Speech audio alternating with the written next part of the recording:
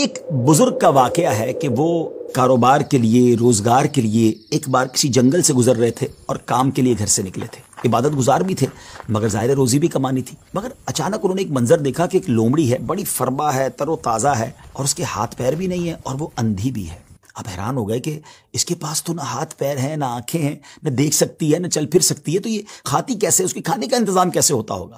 اسی شش و پنج میں تھے، آپ بیٹھ گئے۔ اچانک آپ نے دیکھا کہ زمین شک ہوئی اور دو پیالے نکلے، ایک شہد کا اور ایک دودھ کا۔